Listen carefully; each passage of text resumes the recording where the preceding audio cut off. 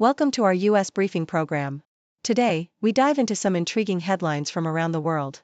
First up, Gulf Arab monarchies are shaking things up by forging strong energy ties with China and Southeast Asia, signing renewable energy agreements worth billions. This collaboration is not just about diversifying energy sources, it's reshaping global energy politics amidst the shift from fossil fuels. However, analysts warn that the U.S. might keep a close eye on these partnerships due to ongoing trade tensions. Next, we turn our gaze to China, where the government is trying to boost domestic consumption but facing a tough crowd. Despite easing credit restrictions on consumer loans, many consumers are still hesitant to borrow, preferring interest-free options instead. With loan issuance hitting record lows, experts believe that significant growth in spending is unlikely without a change in consumer sentiment. It's a tricky situation for policymakers. Lastly, we have some sobering news from Amnesty International, which reports that Iran, Iraq, and Saudi Arabia executed a staggering 1,380 people last year. This marks the highest number of executions globally in nearly a decade, with these countries accounting for the vast majority. The rise in executions is alarming, often used to suppress dissent. While many countries are moving away from the death penalty, the report highlights the ongoing challenges in the fight for human rights. Please stay tuned for more detailed content. South China Morning Post reports that the Gulf Arab monarchies are increasingly collaborating with China and Southeast Asian nations on renewable energy projects, marking a significant shift from their traditional dependence on oil. In recent months, these countries have signed numerous agreements worth tens of billions of dollars aimed at advancing renewable energy initiatives. This collaboration is not only economically motivated but also has the potential to reshape global energy politics, as the Gulf Cooperation Council, GCC, countries supply a substantial portion of Asia's oil imports. Analysts highlight that this deepening partnership could lead to geopolitical implications, especially as the U.S. may pressure Gulf states to limit their ties with China, which dominates the renewable energy sector. Despite the ongoing trade tensions, the synergy between Gulf nations and China in renewable energy is expected to grow, with significant investments already being made in solar and battery projects. In another article, South China Morning Post discusses the challenges faced by China in encouraging consumer borrowing amidst an economic slowdown. Despite government efforts to boost domestic consumption through relaxed credit policies, many consumers remain hesitant to take on debt due to concerns about interest burdens. For instance, Eric Liu, a Shanghai white-collar worker, expresses reluctance to borrow unless offers are interest-free, reflecting a broader trend among consumers who prefer to spend within their means. Recent financial policy changes, such as raising loan limits and extending repayment periods, have not significantly spurred demand for new loans, as many individuals prioritize financial caution over impulsive spending. The article highlights that while there are some consumers, like Alice Wong, who are willing to take loans for essential purchases like housing, the overall sentiment remains one of restraint. Lastly, South China Morning Post reports on Amnesty International's alarming findings regarding global executions, revealing that Iran, Iraq, and Saudi Arabia accounted for the majority of the 1,518 executions recorded in 2024, the highest number in nearly a decade. The report notes a 32% increase in known executions compared to the previous year, with Iran alone responsible for 64% of these cases. The use of the death penalty in these countries has been criticized for targeting political dissent and ethnic minorities, with Amnesty highlighting the use of executions as a tool of repression against protesters in Iran and Saudi Arabia. While the global trend shows a decrease in the number of countries carrying out executions, the report underscores the need for continued advocacy against capital punishment, particularly in regions where it is being weaponized against vulnerable populations.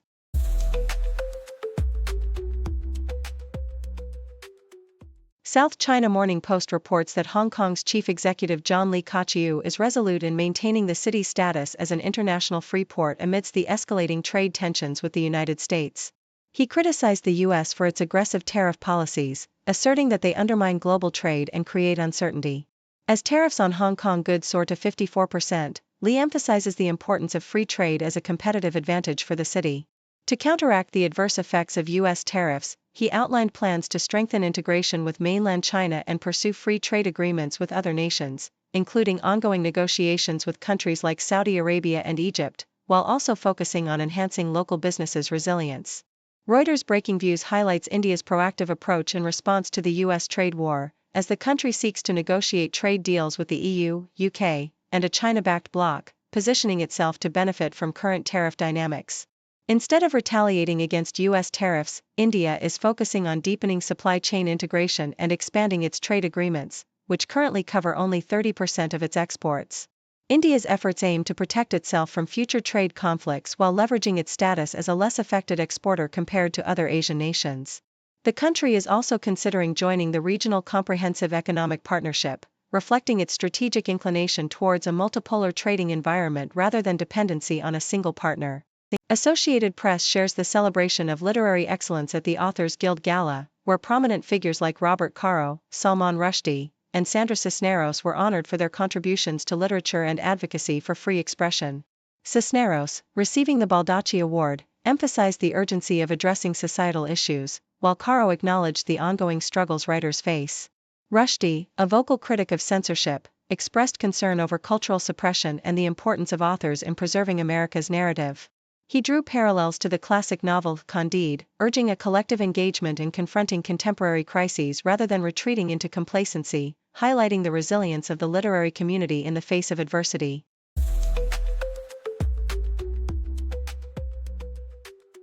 New York Times reports that after a tumultuous week of market instability reminiscent of the early COVID-19 pandemic days, Asian markets managed to find some calm on Tuesday. This recovery came despite ongoing trade tensions fueled by President Trump's new tariffs.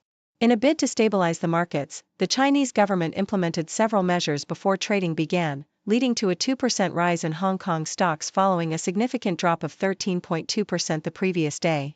The Nikkei 225 in Japan also saw a 6% increase, buoyed by Treasury Secretary Scott Bessent's upcoming discussions on tariffs with Japan. Overall, the global markets had been shaken by Trump's announcement of broad tariffs, prompting retaliatory measures from other countries, including a 34% tariff from China on American imports. In a separate article, New York Times highlights China's fierce response to President Trump's threats of imposing an additional 50% tariff, labeling it as blackmail. The Chinese Ministry of Commerce firmly stated that they would take necessary countermeasures to protect their interests, signaling a readiness to engage in a protracted economic battle if the U.S. continues its aggressive stance. China previously matched Trump's tariffs with a 34% tax on U.S. goods, and the potential new tariffs could escalate the U.S. levy on Chinese imports to a staggering 104%. The trade relationship is significant, with American consumers having purchased $440 billion worth of goods from China last year. China has urged the U.S. to cancel unilateral tariffs and engage in respectful dialogue, yet high-level talks have been stagnant, with little response from the Trump administration. Thank you for tuning in. The content above showcases the latest briefing reports and analytical synopses, thoughtfully curated by the 6Do team. These insights stem from a wide array of reputable media outlets, think tanks, government sources, and specialized experts worldwide. We encourage you to explore these sources for a comprehensive perspective. Keep in mind that while the content may not always align with the official standpoint of 6Do Brief, it's not meant to be taken as absolute directives for decision-making. Comprising seasoned media professionals, learned scholars, and accomplished scientists, the 6Do team embodies a trailblazing, fully independent media entity. To customize 6Do Brief to meet your professional needs, you have the option to subscribe to a diverse array of briefings on our website, 6dobrief.com. Regardless of your location, you can conveniently receive 6Do Brief via email.